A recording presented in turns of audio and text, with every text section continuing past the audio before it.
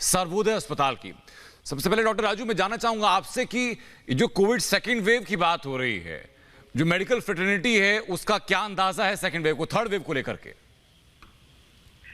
जी, अभी अपन कई दिनों से सुन रहे हैं कि सेकंड वेव बाद में थर्ड वेव आएगी, लेकिन मैं अभी चिंतित ज्यादा सेकंड वेव को लेके हूँ, क्योंकि जिस प्रकार का कहर इस बार सेकंड वेव ने हमारे हिंदुस्तान के ऊपर डाला है, वो हमारे लिए एक आई ओपनर है। हम लोगों को अब रिलैक्सेशन के मोड में नहीं रहना पड़ेगा, हर समय में हमें टोज पे रहना पड़ेगा एज एन मेडिकल प्रोफेशनल्स। हम लोगों को हर समय में इस बात पे ध्यान देना पड़ेगा कि आने वाले शायद 1 से 2 साल तक हमें इसी प्रकार से, जिस प्रकार की अभी लॉकडाउन की स्थिति में हम लोग स्ट्रिक्टनेस अपने आप को देख रहे हैं कि मास्क पहन रहे हैं, हम लोग घर से बाहर नहीं निकल रहे हैं, हम लोग डिस्टेंसिंग का पालन कर रहे हैं, लेकिन साथ ही साथ जो दूसरा सबसे बड़ा एस्पेक्ट है उसका, ये तो लॉकडाउन का समय है, हो सकता है थोड़े दिनों बाद सरकार को इसको लंबे समय तक हम लोग नहीं चला पाएंगे, लेकिन हमें अपने जिंदगी में इन सब चीजों को उतारना पड़ेगा। इसी के साथ साथ हम लोगों को वैक्सीनेशन का जो प्रोग्राम है उसके ऊपर बहुत तेजी से ध्यान देना पड़ेगा। और एक सबसे बड़ा जो चीज है कि इस 2 वेव, जब हमारे नंबर ऑफ केसेस हिंदुस्तान में अब कम होते चले जा रहे हैं, साथ ही साथ हमें तीसरे वेव की भी चिंता इसलिए करनी पड़ेगी कि जिस प्रकार से मिस्टर प्रोफेसर राघवन ने कहा था कुछ दिनों पहले कि हो सकता है कि थर्ड वेव जो है वो कुछ समय बाद आए। हालांकि टाइम फ्रेमवर्क अभी हमारे पास भी नहीं है और ना कोई प्रेडिक्ट कर सकता है, तो उसके लिए हमें जो एसोसिएटेड जो हमारा इंफ्रास्ट्रक्चर है उसको साथ ही साथ खड़ा करना पड़ेगा, और वो बहुत ही ज्यादा जरूरी है। वैक्सीनेशन का प्रोग्राम तेजी से चलाना पड़ेगा ताकि हम ज्यादा से ज्यादा लोगों को वैक्सीनेट कर पाए, ताकि थर्ड वेव आने के पहले अगर हम हमारी मेजोरिटी ऑफ द सोसाइटी के लोगों को वैक्सीनेट कर लें तो हम बहुत से लोगों को बचा सकेंगे थर्ड वेव आने के पहले। बिल्कुल।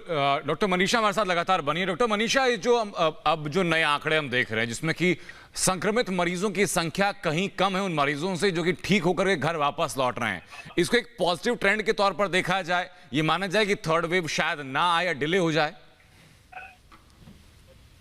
देखिए, अभी हम सेकेंड वेव के डेज में ही चल रहे हैं, to have that false feeling of security कि हम लोग सेकेंड वेव को टाइड ओवर कर चुके हैं, it is too early to से।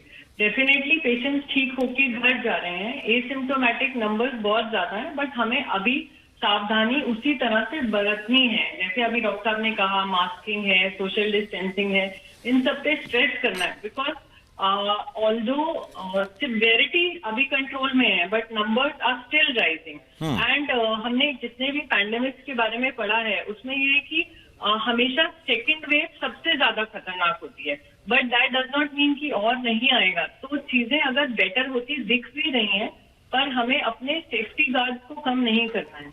जी डॉक्टर राजू, लेकिन एक नई लक्षण हम लोग देख रहे हैं पिछले तकरीबन 3-4 हफ्तों से, काफी चर्चा में भी है ब्लैक फंगस को लेकर के, और लोगों के बीच में काफी डर इस बात को भी लेकर कि अगर आप कोविड से रिकवर कर भी जाते हैं तो ब्लैक फंगस का शिकार बन सकते हैं। क्या कुछ मरीजों में स्पेसिफिक सिम्टम्स होते हैं कि जिनको ब्लैक फंगस हो सकता है? हाँ, इसको बड़ा एक तो पहली बात ये है कि एक नॉन कॉम्प्लिकेशंस है पोस्ट कोविड सिनेरियो में, स्पेशली उन लोगों में जिनमें इम्यूनिटी कम होती है। और इम्यूनिटी जो है कोविड के पेशेंट्स में हम लोग देखते हैं, इसी कारण से वायरस जो है उन लोगों को इन्फेक्ट करता है।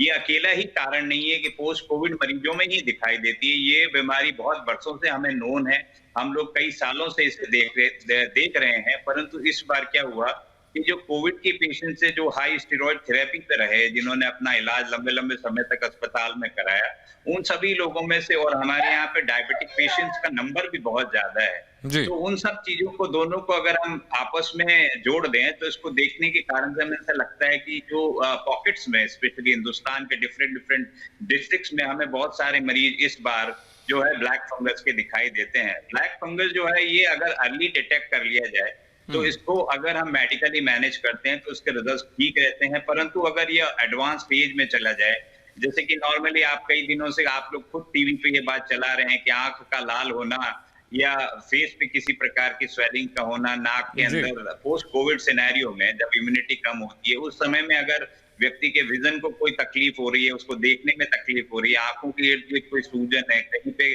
फेस के इर्द गिर्द कोई काला धब्बा है नाक पे या किसी और प्रकार से, या उसको हेडेक हो रहा है, इन सब सिम्टम्स के कारण नॉर्मली ये सारे मरीजों को जितना जल्दी हो सके, और जिनको स्पेशली डायबिटीज है, जिनकी अनकंट्रोल्ड डायबिटीज है, जो हाई स्टेरॉइड थेरेपी पे रह चुके हैं, जिन्होंने अपना कोई, पहले हम लोग ये ट्रांसप्लांट के पेशेंट्स में बहुत कॉमनली देखा करते थे ये इस प्रकार की फंगस, लेकिन इसको हम एक दूसरे एंगल से भी देखते हैं।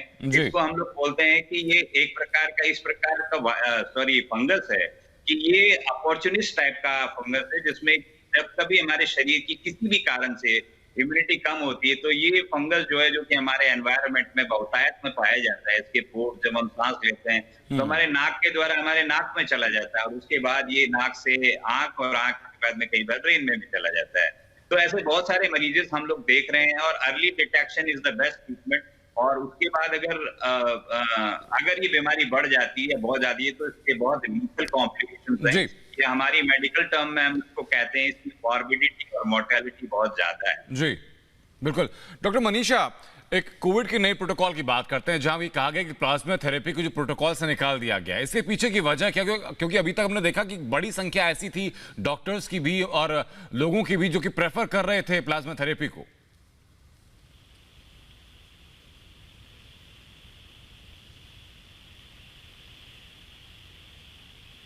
हम एक ऑलरेडी पेशेंट जो रिकवर हो चुका है, जिसके बॉडी में एंटीबॉडीज उस बीमारी से लड़ने के लिए ऑलरेडी बन चुके हैं, हम जो पेशेंट सिक है उनके अंदर वो डाल देते हैं ताकि उनकी बॉडी जब तक प्रिपेयर हो उससे पहले ही हम बीमारी से लड़ने की शक्ति उनमें दें। बट अभी काफी टाइम हो गया है, हम इतने नंबर्स पे ट्रायल कर चुके हैं और हमने ये देखा है कि इसके आउटकम बहुत सिग्निफिकेंट नहीं है। डेफिनेटली ब्लड एलर्जीज या प्लाज्मा से जो भी एलर्जिक रिएक्शंस होते हैं उनको आउटवे नहीं कर पा रहा है इसका बेनिफिट। हम जितने भी पेशेंट्स को जिस डे पे डिसाइड करते हैं प्लाज्मा देने का, उस स्टेज पे हमारे आउटकम प्लाज्मा देने से इम्प्रूव नहीं हो रहे हैं। इसीलिए गवर्नमेंट ने प्लाज्मा को अब थेरेपी के बीच में से निकाल दिया है रिकमेंडेशंस में। जी ठीक है, लेकिन डॉक्टर मनीषा, जो स्टेरॉइड की बात होती है, स्टेरॉइड के बारे में जैसा कि डॉक्टर राजू ने भी कहा कि स्टेरॉइड को लिमिटेड मात्रा में लिया जाना चाहिए ताकि आगे कोई कॉम्प्लिकेशंस ना हो। क्या मरीज भी इस बात को लेकर कोई ध्यान रख सकता है? तो देखिए, जो अभी हमने 1 साल में इवॉल्व हुए हैं उसमें ये है कि जो कोविड की ट्रीटमेंट है वो स्टेज थेरेपी है। स्टेज थेरेपी मतलब ये नहीं कि आपको कोविड हुआ, आपने फर्स्ट डे से स्टेरॉइड लेना शुरू कर दिया या होम आइसोलेशन में आप खुद से ट्रीटमेंट कर रहे हैं। डेफिनेटली जो 2-3 ड्रग्स जो एक्चुअली ट्रायल्स में और स्टडी में यूजफुल पाई गई हैं जो कोविड के अगेंस्ट है, उसमें steroid definitely drug of choice है। बट माइल्ड केसेस में या माइल्ड टू मॉडरेट केसेस में जिसमें ऑक्सीजन लेवल्स फॉल नहीं करते हैं, ब्लड क्लॉटिंग नहीं है, सांस नहीं है, उन केसेस में स्टेरॉइड्स की जरूरत नहीं है। तो उस केसेस में स्टेरॉइड का यूज एक्सप्लॉयटेशन है। तो हमें एक तो हमेशा पेशेंट सिलेक्शन जरूरी है कि हमें स्टेरॉइड कब शुरू करने हैं। सेकेंड होता है किस डोज में शुरू करने हैं, क्योंकि स्टेरॉइड से ऑलरेडी शुगर लेवल्स बढ़ते हैं। तो जो लोग डायबिटिक हैं, जो ऑलरेडी जिनकी इम्यूनिटी कॉम्प्रोमाइज है, अगर हम उनको स्टेरॉइड देते हैं तो एक तो उससे शुगर लेवल्स अनकंट्रोल हो जाते हैं। दूसरा, steroid is the best medicine with the maximum side effect. तो शुगर बढ़ती है, इम्यूनिटी कम होती है और बाकी इन्फेक्शन, जिसमें से एक म्यूकोर अपडेट हमारे सामने आ रहा है, बाकी भी बैक्टीरियल और फंगल इन्फेक्शन इससे बढ़ते हैं।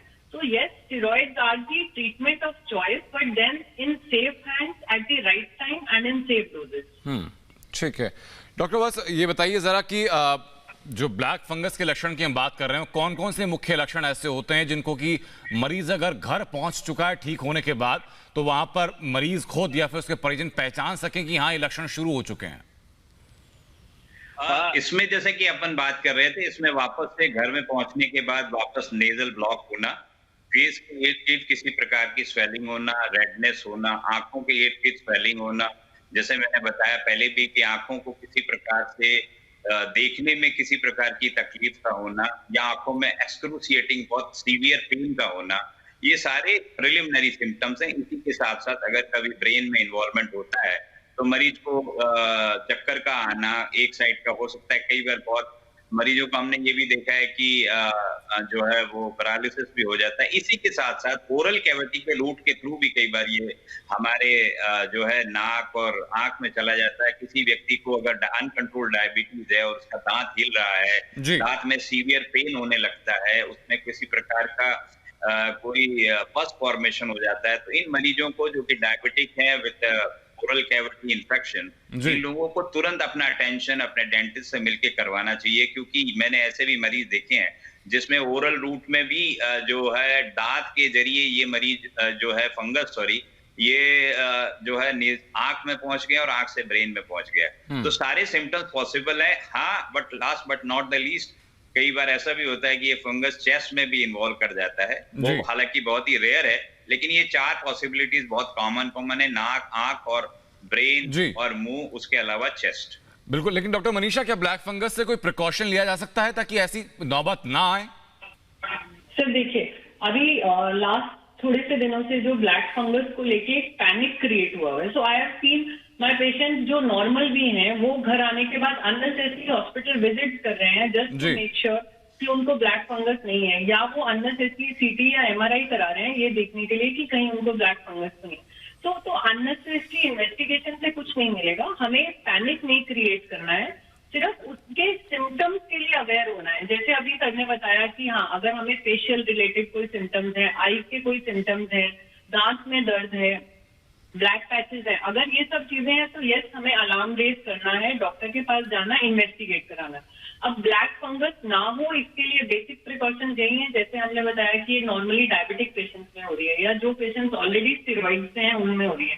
तो हमें अपने डायबिटिक लेवल्स को बेटर कंट्रोल करना है मेडिसिन से, हाइजीन मेंटेन करके रखनी है। जब हम ऑक्सीजन यूज करते हैं उसमें भी ऑक्सीजन के जो पाइप है या जो वो पानी है, जो फिल्टर वाटर्स हम यूज करते हैं, उसको हमें रेगुलर बेसिस पे क्लीन करके चेंज करते रहना है, ताकि वहां पे कोई भी इन्फेक्शन ग्रो ना करे। बिल्कुल। बहुत बहुत शुक्रिया डॉक्टर राजू और डॉक्टर मनीषा, आपका हमसे जुड़ने के लिए और ये जानकारी हमारे दर्शकों तक साझा करने के लिए।